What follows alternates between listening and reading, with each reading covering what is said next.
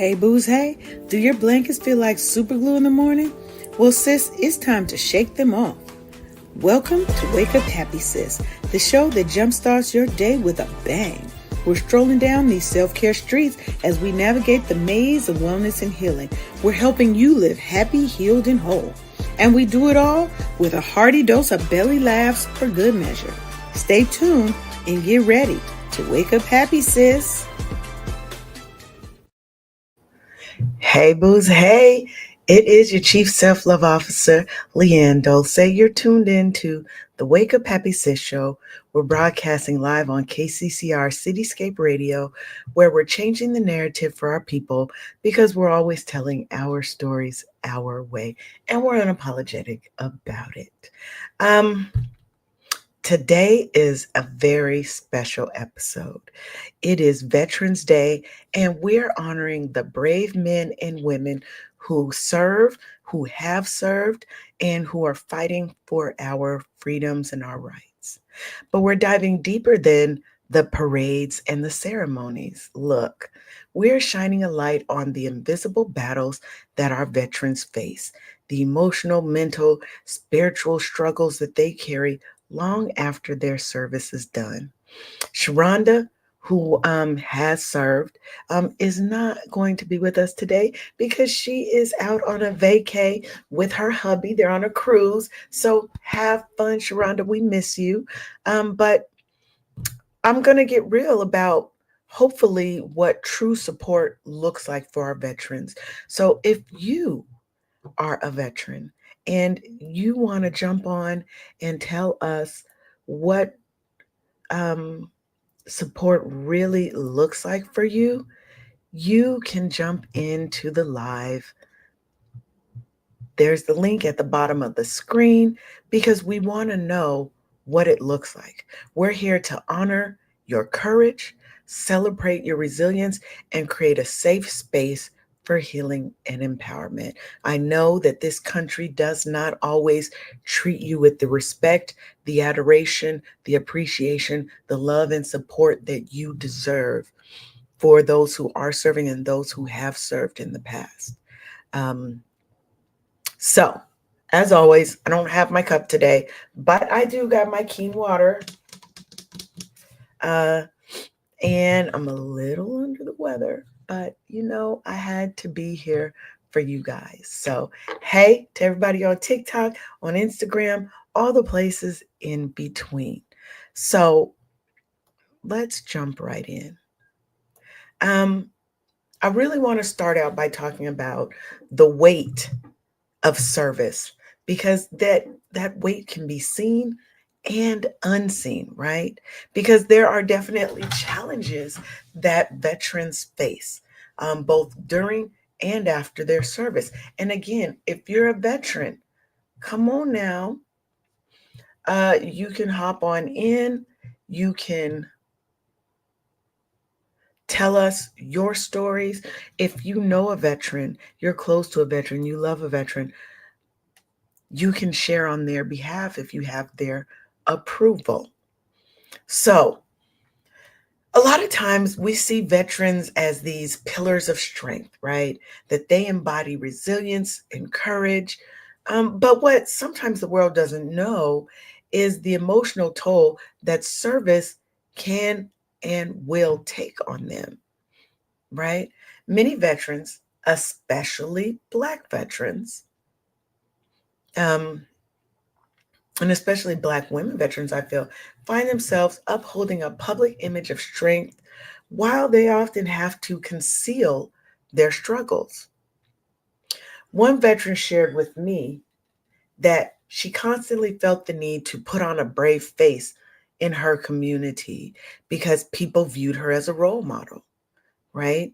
And she knew that they saw her as this kind of beacon of resilience, of light, of strength.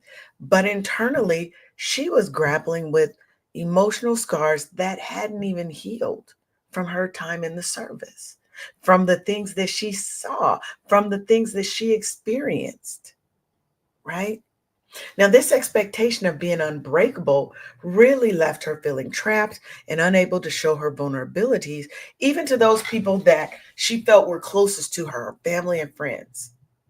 And as she started acknowledging this need for self compassion, right? This need to give herself grace, this need to be able to be vulnerable and not always have to be strong, she really began dismantling this internalized image of strength that she had built up and projected to the world. For veterans like her, shedding the public mask is often the first step towards genuine healing. And I'm not here to downplay therapy because on the Wake Up Happy Sis show, we are fans of therapy. We are fans of getting help, getting support, professional help, a coach, a therapist, somebody who can help you deal with the feelings, with the trauma, with processing some of the things that you have seen. So, if you are, uh, well, you can wish pregnancy on me as much as you want. That baby factory burned down a long time ago, baby. Would never happen. So we're just going to block you and we're going to send you on your way and all of that. So, Jen Frazier, hey to you. So, oh my goodness. People are just really, is this how we're acting on Veterans Day? We're here to honor. We are not here to deal with your negativity, your anger, and your racism. If that is what you're doing here, it's okay. Just keep it pushing, baby, because you're not going to rattle our cages. I'm going to be here and I'm going to honor my veterans. I have a lot of friends and family members who are vets, who have been vets, and I will honor them properly today. So you take your hate, you take all of that, and you can shove it, baby. You already know we don't play that around here. So let's talk a little bit about PTSD and the veteran experience. And again, if you're a veteran, we would love to hear from you. You can head on over to wuhs.in/join the live, and you can come on and be a guest today on the show. So, PTSD, post traumatic stress disorder, is really a common mental health challenge that's faced by a lot of veterans, and not even by veterans. You don't have to be a veteran to have PTSD, but that's the focus of our show today. And it's often misunderstood. It's not just flashbacks and bad dreams, it really can manifest as hypervigilance, as emotional numbness, and an inability for them to feel safe. So they're always on guard, right? PTSD roughly impacts 11 to 20% of veterans in any given year. And honestly, I probably feel like that number is higher than what is reported. And for Black women veterans, PTSD is sometimes further compounded by their experiences with racial discrimination within the military, um, but also you've got racial discrimination, you've got sexual discrimination. You also do have some instances where they're dealing with um, other microaggressions and sexual assault and different things that they may have to deal with, right? So imagine carrying the weight of traumatic experiences that you're going through alongside of the face of the prejudice that's coming at you, alongside all of the things that you are seeing and experiencing, right? These traumatic experiences don't just go away because this conflict is over. They need a way to process this stuff. And each of these issues adds another layer of complexity to the trauma that they're already dealing with. And a veteran shouldn't be expected to carry all that alone without the proper support to get through it. Now, I've heard people tell me that they have to sleep with their lights on, as the darkness reminds them of a night raid that happened during a deployment. I know veterans who sleep with a gun under their pillow. I knew one who slept with a shotgun mounted. I dated him. We were dating. He slept with a shotgun mounted above his bed, right? But I feel like by sharing their stories in safe therapeutic places, they can really begin to reclaim that sense of self, that sense of freedom, that sense of safety that they may be missing, right? You have to understand that PTSD is a multi layered experience and that seeking help is not something to be ashamed of. It is to be commended that you know you need help and you are going out to seek that help. So don't let anybody ever make you feel crazy. And I think back in the day, that might have been a problem. But now, what I love about this, about what I see in the younger generations, is that we're beginning to normalize therapy, to normalize professional support, help. And I love that for us because that is what we need. This world needs a healing. Our nation needs a healing.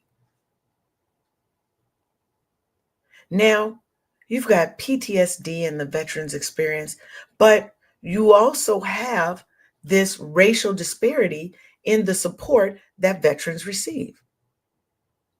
Because from what I've researched and what I've been told, veterans often encounter a lot of unique challenges within the VA and other support systems. Could be racial bias, could also be a lack of cultural sensitivity in mental health care. And we know that this happens a lot, right? Not just in the military.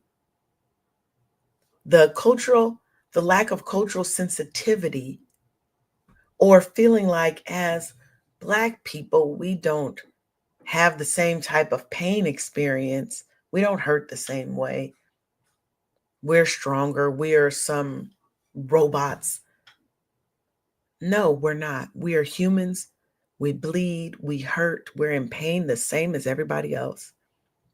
Now, a study back in 2020 indicated that Black veterans are less likely to be diagnosed with PTSD or to receive adequate mental health support due to implicit bias within healthcare systems.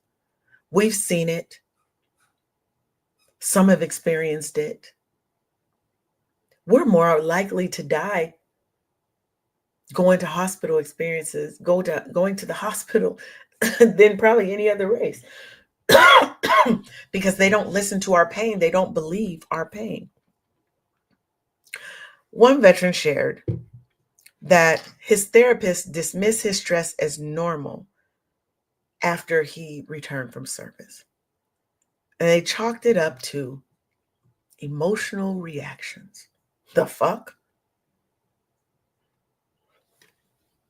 Well, all that did was it really just deepened his feelings of isolation. And it made him question his right to seek help. Right?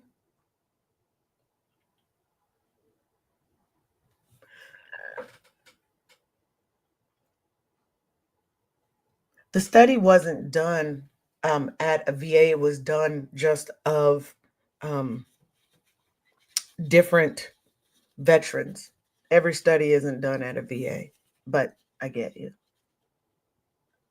Now, you're welcome to come on the other side if you would like to share in this conversation. Are you a VA icon, Silky J? Like I said, I would love for veterans to come and join me on the show because I want to share your experience. And I want to honor you guys today. Well, you know what, Icon Silky J, I want to thank you for your service because I feel like we don't honor you guys enough.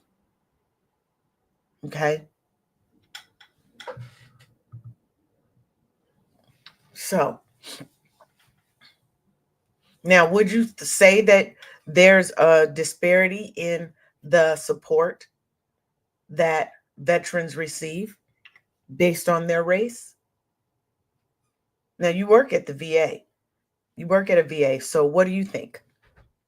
Feel free to type it in and I'll read it in, right? Now, my problem is I don't want any veteran to feel like they are unworthy of seeking support, right? But you don't have to just stay within that veteran system. There are community based veteran groups and organizations that will also provide support, right? Because I do agree that you need culturally sensitive counselors, therapists, mentors who understand you, what you're going through, and some of the issues. Well, I love that you guys have a diverse group of employees, right? But does that mean that the veterans who are coming there are getting the same quality of service? Not necessarily employees. Well, I love that. I love that you guys have a diverse set of mental health workers and social workers because you guys need that. Veterans need that. Hell, we all need that, not just veterans. Let's be clear, right? Because finding culturally competent support, I honestly feel that that can be life changing because it allows you to heal an environment that validates your unique struggles, right? Sometimes you need to be in a space where people understand you. They've been through some of the things that you've been through, right? That's important.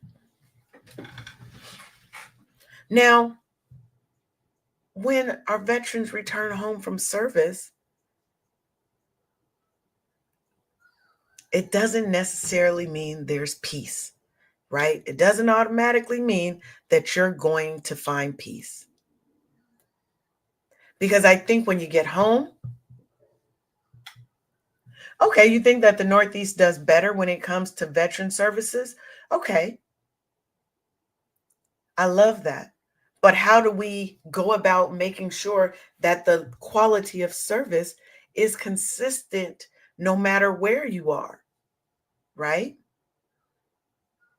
Because depending on where you are in the country, you're in more or less racist territory where I know the level of support is not the same, right? And I want every person, every veteran to get the level of support and care that they need because it's important. We have to help the people who are fighting for our freedoms, who are out on the line, who are sacrificing their life, their liberty for us. And they come back home and they can't even get the support they need. Sometimes they come back home and they're faced with challenges of trying to reconnect with their family members who really may not understand the extent of the experiences that they've had, right? Sometimes they're going to come back and feel disconnected. You come back, imagine you're gone for 18 months, 2 years, 3 years, whatever, and you come back. You have to now try to reinsert yourself into the life of your children, right? Your husbands, wives. And I think that can be a very isolating and disconnecting feeling because they have a routine that they are used to. My family does things this way, and they've had to deal without mother or father because they're in the service and they're away a lot. And then you come back and you try to insert yourself into this family, the dynamic is different. How does that help? How does that help you connect and reconnect? Right? You're not the same person you were when you left. Thank you for the likes, Khalil. Appreciate you. You're not the same person you were when you left, but people expect you to come back and be that same person. That's not always the case. I feel like you can struggle with feelings of frustration and anger because people don't understand or see the changes in you. And hopefully, what you're able to do is come back, get that support, but to have conversations with your family. You may not be talking to them about the exact horrors, traumas, things that you've seen, things you've done, but having conversations to bridge the gap in how you're feeling and how you can reconnect with your family. Um, Having them be patient with you, but you also being patient with your family because you can't come back in and also feel like, oh, well, I'm the man, let's say the man, the father of the family, the leader of the family. I'm just going to come back in and everything's going to change back to my way of doing things. There has to be give and take on both sides. Family dynamics do have to change and shift as you get used to being back integrated with your family and your family gets used to you being back integrated with them. Right? But I feel like you have to be willing to listen on both sides without judgment, right? Because I think that's going to be crucial. Yes, you're definitely not. And I do think it definitely has to start with the local community. How often have you gone somewhere and you see um, elder veterans who are living on the street? They are homeless. I know from my experiences with my cousin, when he came back from the service, he was so, I don't even know how to explain it. It definitely changed him. Yeah, I get that. I get that, Silky J. You may have lost a lot of the friends, and now your friends become your family, sometimes even becomes those vets that you serve with. Think about it. I have to be able to place my life in somebody else's hands. And it is sad that you've lost the friends that you had. I'm sorry to hear that. I know for my cousin, when he came back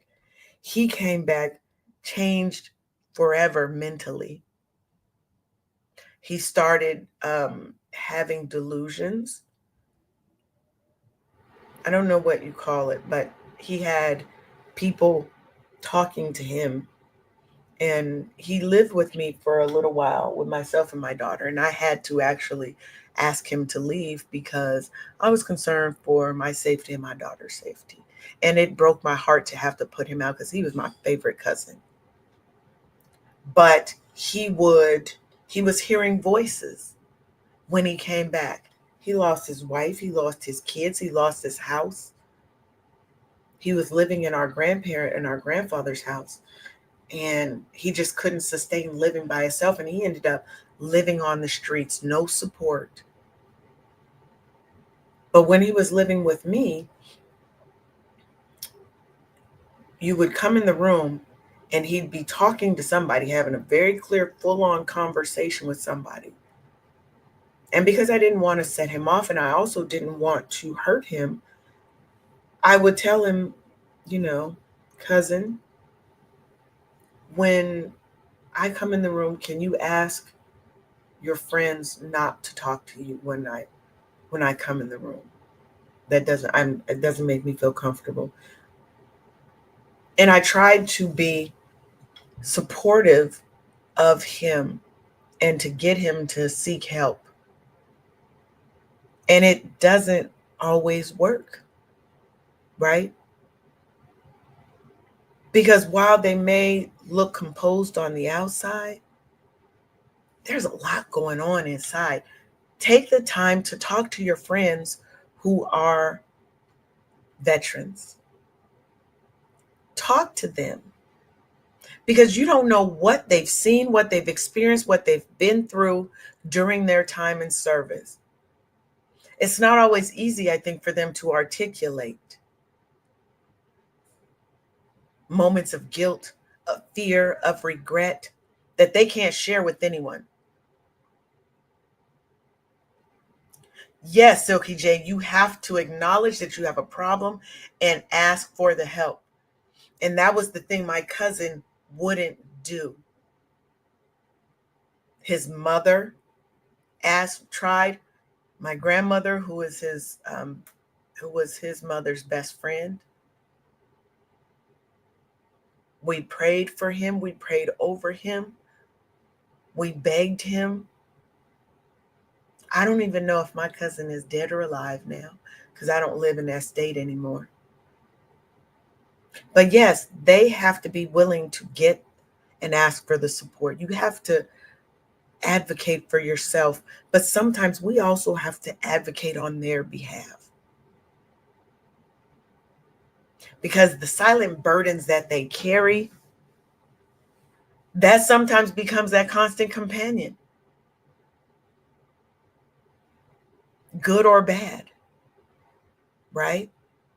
But you can find relief in group therapy where you can meet other veterans who shared your battles, who share your pain, who share some of the stress and the fears that you have.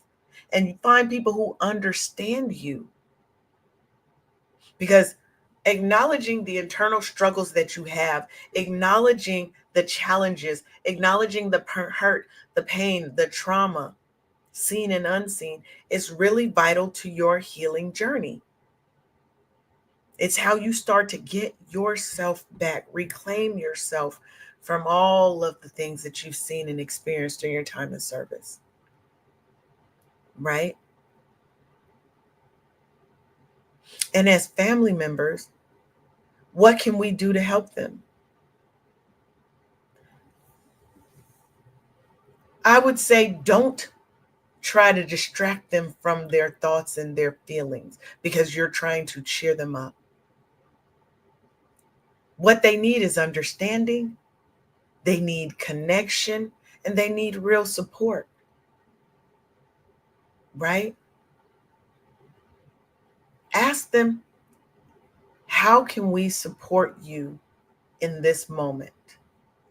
What can I do to help you in this moment? Right? Don't try to fix them though. Ask them, because sometimes we want to fix. We want to just go in and fix somebody without actually asking them, what do they need? It might just be that they need a safe space to talk without being judged, without you trying to fix their problems for them. They want to not be stereotyped, right? They want to find competent providers. They want to receive the same level of care as their non-Black veteran counterparts. That same level of support and love. They come back from fighting for our freedoms and they get treated sometimes like paupers. How do we change that narrative? It starts with us. It starts with us being their support system. It starts with us advocating with our public leaders on their behalf. It starts with putting the right people in office who are going to support our veterans. Now, whether you feel you agree with me or not, I do not feel that we did a good job of that with this presidential election. But only time will tell. Now, when we talk about mental health challenges for our veterans, navigating mental health services sometimes can be a challenge, right? There may be a lack of access, lack of awareness of the support, fear or shame around getting and asking for that support, right? Depending on where you are, there may be long waits for service. Sometimes you get these dismissive attitudes when it comes to the level of service that you receive. But remember, the VA is there to help and support you.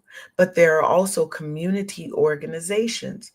Look into those as well, right? Seek out community-based mental health programs and nonprofit organizations because they're here to help you, to open their doors to you. You need to find safe spaces because these safe spaces are crucial for you to feel comfortable discussing your mental health issues and challenges, right? Find your tribe. It might be other veterans who have been through what you've been through, right? Who know how to navigate the mental health services within the VA, and they know the help that you may need, and they can give you guidance on there. We also need to start trying to break down the stigmas around that strong, always and only strong personality that our soldiers, our veterans have to have, right? We're not going to get help. They don't sometimes feel like you are able to go and get help because you're supposed to be that strong veteran, right? Army strong, blah, blah, blah. Because one, you're already, as a Black veteran, you're already out there trying to prove yourself, right? And if it's like other segments, working segments, you're going above and beyond being 2 and 3 times better as your regular counterparts, right? Can't show weakness, can't show vulnerability. When you are having health issues, mental health crises, do you feel broken? It's okay to feel broken, but it's not okay to stay broken. How do you go about getting the support and breaking that stigma? You first have to break it within yourself. Every change you're going to have, every movement forward is going to start right here. It's going to start in your mind. You have to break the stigma that you have about mental health, that you have about how a veteran is supposed to think, feel, act, look, do, right? Seeking help doesn't mean you're irreparably broken. It means that you value yourself enough to not stay broken. And that you're okay with talking about mental health openly, especially in the veteran communities. That's how we begin to chip away at this stigma. And then when you're looking for therapy, you might benefit from trauma-informed therapy that can address not just your symptoms, but actually dig down to the root cause of the pain. Other therapy might be ineffective, but having a trauma-informed therapist who validates your experiences and can help you process the difficult memories that you probably have from service can be so pivotal in your healing journey.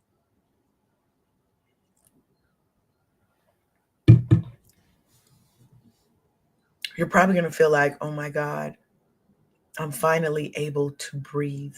somebody gets it, somebody understands, and they can help me process all of these. Because going to somebody who's never served, who doesn't understand the trauma, they may not be able to help you get through it, right?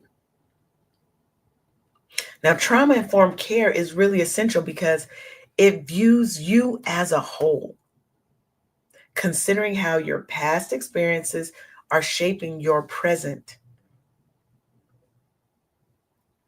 And finding somebody who is experienced in trauma informed approaches can really be transformative and really help you work through your complex emotions and finally find peace in here. But you have to take that first step. You have to do the research. You have to go and advocate on your own behalf and find the support. And beyond therapy, find people who will support you. Peer support groups, family, friends, they may become your lifeline, right?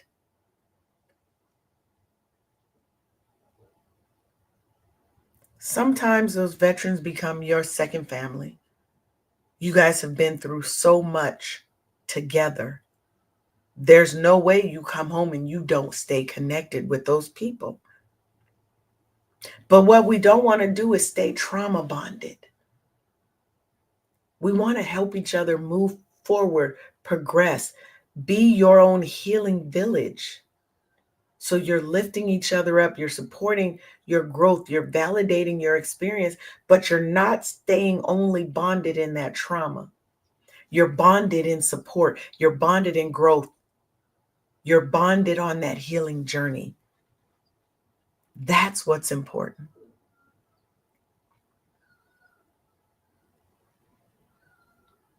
And as a veteran, what I want you to do is I want you to embrace self care.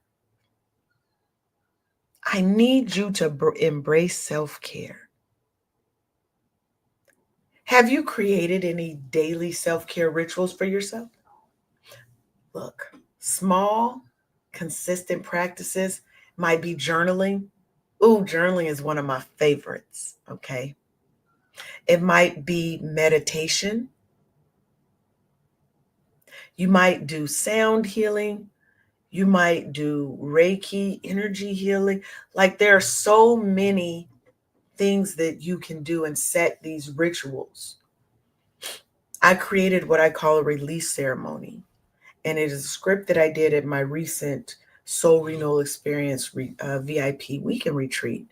And it's just a meditation about release, about releasing the pain, releasing the hurt, releasing the guilt, the shame, the fear, the doubt, right? Find those small, consistent practices that you can add to your morning, your midday, or your evening, right? Set your intentions, things that help you work through your thoughts. You can create a grounding ritual to help start your day, right? And I'm sorry if you guys hear my new puppy that I got. He's a little bit upset because he got to be in the other room while I record. He would rather be right here, right? Now, I feel like veterans and everyone else can really benefit from adding some simple daily routines. Let's say your morning routine is you wake up, you're going to meditate. So maybe you wake up and you go in your front yard, you get your bare feet in the grass and you meditate 1 minute, 2 minutes, 5 minutes. It doesn't have to be long. You go, you look in the mirror as you're brushing your teeth, washing your face, and then you say your affirmations, right? You go and you sit with a cup of coffee and you might journal. You don't have to have this full, elaborate, oh my God, I have a 3-hour morning ritual. It doesn't have to be all that. Start small. Start by adding one or two things into your day. And they act as anchors to simplifying an often chaotic life that we live. The second thing that you can benefit from is practicing mindfulness so that you can stay present and help you manage your triggers. When you practice mindfulness in small ways, like deep breathing, it can help create a sense of calm, lower your stress levels, lower your cortisol levels, right? It allows you to stay present. It allows you to ground yourself, even when you have times of high stress and anxiety. What mindfulness does is it helps veterans reconnect with an inner sense of peace because you're not judging. You're present, you're now, you're not judging the thoughts, but you're choosing to focus. How am I feeling right now? Not judging it, just processing. I'm not saying it's good or bad, right? You can also get into different types of physical activity because physical activity is going to help you release your stress and anxiety. Jogging, it's that momentary release where you can leave all your thoughts behind and just reconnect with your body. Practicing that mindfulness, being in the moment, and realizing that regular exercise can improve both your physical and your mental health because it's offering you a therapeutic outlet. Go for a walk, a hike. That can often really help you clear your mind, right? But not just your mental and your physical, but what about our spiritual health? We need to nurture that as well. Spiritual practices like prayer or meditation, they can really provide you with comfort and with grounding. And that's important, right? You might find peace in meditation. It's your way that you can reconnect with yourself. Prayer, quiet reflection, journaling. In addition to that, you might have a prayer or scripture journal that really helps you work through what you're thinking, what you're feeling. That helps you get a deeper sense of connection to yourself, your inner self, as well as your higher self. Get connected with God if you believe in God, the spirits, your ancestors. And what I want you to do is I want you to create your own self-care toolkit. And this toolkit is filled with practices that you can draw on in times of stress. But it might also include physical things. You might actually have a little box of things that helps you too. Because some people are auditory, so you might listen to solfeggio frequencies. You might listen to affirmations, right? Some people are kinesthetic. How do you feel? How, touch, sense of touch. I might have something soft that helps me focus and helps ground me and helps relax me, right? You might have breathing exercises in there. You might have a book of quotes, great uplifting music, your favorite snacks, a weighted blanket, candles.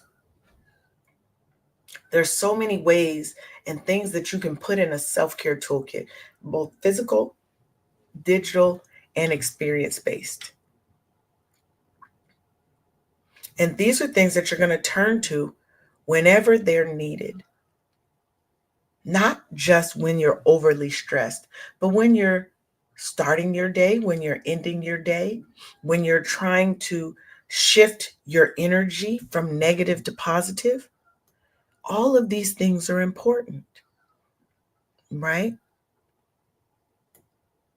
Now, how do we start? If you're asking Leanne, how do I start a daily self-care practice? Again, start small,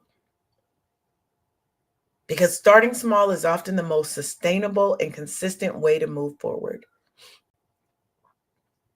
Set aside 5 minutes each day, and either you're going to journal, and when you journal, you're going to write down 3 things that you are grateful for, and write about that every day when you start your day. Because what it's going to do is you're starting your day on positivity. You're going to clear your mind. You might start your day with meditation and mindful breathing and stretching, right? These kind of things can transform your mornings into a personal sanctuary of calm and of positivity, of self-love and of intention. Sometimes adding these small things, it might just be quiet reflection. Excuse me. Where you take 5 minutes and you just sit quietly. Get up a couple of minutes early before the rest of the house when it's quiet, and you just sit and drink your coffee or whatever it is you do in the morning. Read your paper. Reflect. Plan out your day. These kind of things really help you. And it can help you reclaim a sense of control in your life, a sense of peace that you can carry forth throughout the day. This is how you can easily begin incorporating self-care into your daily practice. It might be something to start your day. It might be something to end your day. You end your day reading a chapter of your favorite book, right? What does your wind down time include? Ooh, my throat's so dry. Right? Start small. Don't feel like you have to know everything, do everything. That's where you're going to fail. By saying, okay, starting tomorrow, I'm going to work. Excuse me. Okay. Don't start by saying, tomorrow I'm going to go work out for 30 minutes. Then I'm going to do this, journal for 20 minutes. Then I'm going to take another walk. I'm going to listen to 40 affirmations. Don't try to do everything at once. Pick one thing. Do that one thing until it becomes consistent. It takes at least 21 days to make something a habit. So once you've started that one thing, let's say you get up and you're going to now start your day with 15-minute stretching. Once you're consistent and that's a part of your routine, 30, 60 days later, then maybe you want to add something else to it. Okay, I've got my stretching. Now what I'm going to do is add some mindful breathing and meditation to that period. And I'm going to turn it from 10 minutes to 20 minutes. And now 20 minutes in my day, I'm going to meditate for 10 and then do my stretching and yoga for 10. Right? Over time, you might add in, you know what? Those things are good. That is now part of my day. What I'm going to end my day with is gratitude journaling. Right? I'm going to end my day with gratitude journaling. That's a beautiful way to end your day. Boom. Add in 10 minutes, 20 minutes journaling. But don't feel like you have to do all those things at once. You can add them in at different times in your life. That's how you create consistency. That's how you create something that becomes a habit, not just a fluke. Now, as we close out, right, I want to also kind of talk about spiritual health. If you're into church, find a church family that you feel connected to and you feel supported by. Connect with yourself through meditation. And it takes a minute to learn how to meditate and to be able to quiet your mind. The first couple of times you do it, your mind is definitely not going to be quiet, especially if you're anything like me and your mind is always going a mile a minute, mile a minute. There's always things going through my mind. But all you do is let that mind float, let that thought flow through, and then focus your mind back to your breathing. So for me, I'll focus on my breathing. That helps me to shut things out when I'm meditating. And it brings clarity because there are thoughts that'll float through. I let them float on through. I don't judge them. I don't weigh on them. I just let them float on through. And over time, things will start to clarify and you'll start to see and feel things more clearly.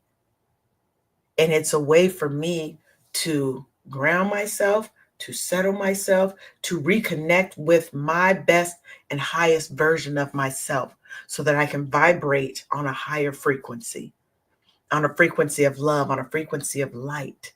You can do that too, right?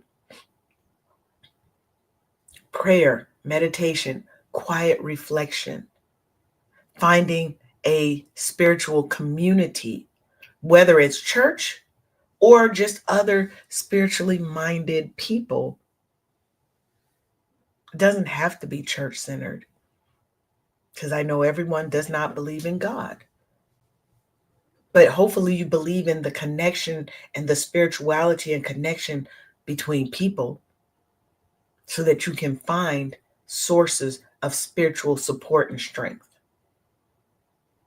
So, as we close out today, I want to say a very happy Veterans Day to all of the men and women who sacrificed their lives for us. You put your lives on the line for us daily. And we know that you guys have struggles. We love you. We appreciate you. I want to thank you for your bravery, not only in service of this country, but in the courage that it takes for you to navigate life after your service. And I want you to remember that strength doesn't mean that you have to carry that pain and that hurt and that trauma alone. True resilience includes your power to seek support, to share your story, and to trust that you're not alone. You don't have to walk this journey in isolation. There are people who are here for you. We hear you. We see you. We are here for you as well. And your journey is a testament to the resilience, wisdom, and the courage you carry. Remember, you are not defined by the battles you faced, but by the strength with which you rise again and again. Take this day. You've earned it. This is your day. It's a reminder that you are seen, that you are valued, and that there's a community here at Wake Up Happy Sis and KCCR Cityscape Radio that celebrates your story, scars and all. And we stand with you every step of the way. Stay grounded, stay blessed, and remember, healing is your birthright and peace is your legacy. Until next time, We'll see you later. Thanks for tuning in to another episode of the Wake Up Happy Sis Show. Join us live every Monday and Thursday at 10 a.m. Eastern for more joy, healing, and sisterhood. Until next time, keep thriving unapologetically, sis.